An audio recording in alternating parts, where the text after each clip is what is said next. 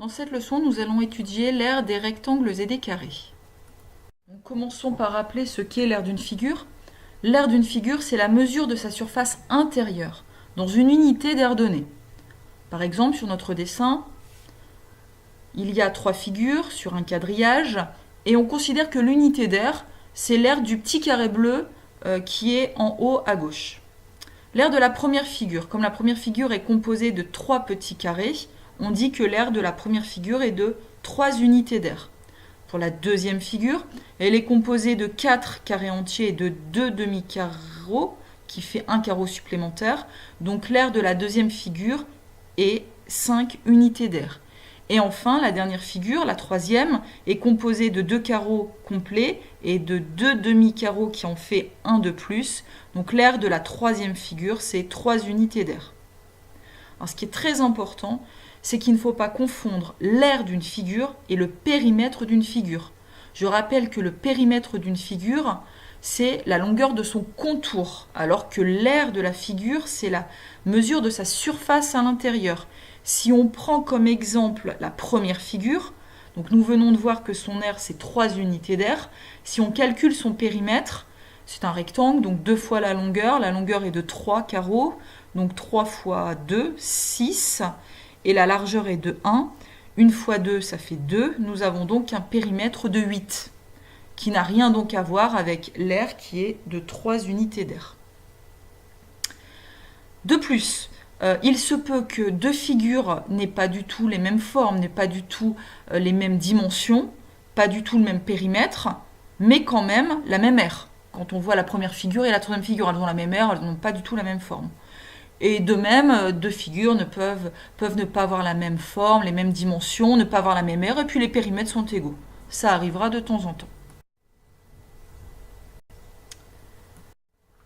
L'unité d'aire usuelle, c'est le mètre carré et ses dérivés.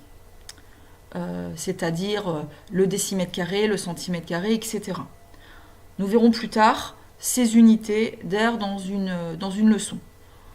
Pour information, 1 mètre carré, c'est l'aire d'un carré de 1 mètre de côté. Ce qui est important de savoir et de comprendre pour l'instant, c'est que dans un exercice, si les longueurs sont en mètres, l'aire sera en mètres carrés. Si les longueurs sont en centimètres, l'aire est en centimètres carrés, etc. Occupons-nous maintenant de 2 figures bien particulières, le rectangle et le carré. Pour calculer l'aire d'un rectangle, nous avons besoin de ces 2 dimensions, sa longueur et sa largeur, que l'on multiplie. L'aire d'un rectangle est égale à la longueur fois la largeur. Prenons comme exemple l'aire d'un rectangle de longueur 4 cm et de largeur 2 cm. À la première ligne de mon calcul, j'écris la formule grand A pour R égale grand L pour longueur et petit l pour largeur. Donc grand A est égal grand L fois petit l. Je vais à la ligne, je remplace les dimensions de la longueur et les dimensions de la largeur. J'obtiens grand A est égal à 4 fois 2. Et enfin, sur la troisième ligne, je calcule. Grand A est égal à 8. Phrase de conclusion, l'aire du rectangle est 8. Et comme mes dimensions sont en centimètres, j'obtiens 8 cm carrés. Terminons avec l'aire d'un carré. Pour calculer l'aire d'un carré, il suffit de faire le côté multiplié par le côté. Attention à ne pas confondre avec côté x 4. Prenons un exemple. Côté x 4, c'est pour le périmètre. Prenons l'exemple de l'aire d'un carré de côté 6 cm. Donc j'écris la formule, grand A est égal à petit c fois petit c. Je remplace la mesure du côté. La mesure du côté, c'est 6 cm. Donc j'obtiens 6 fois 6, qui nous fait 36. Si on fait côté x 4, ça nous fera 6 x 4, 24. Donc ça n'a absolument rien à voir, il s'agit d'un autre calcul. Donc l'aire d'un carré, il faut bien faire côté fois côté.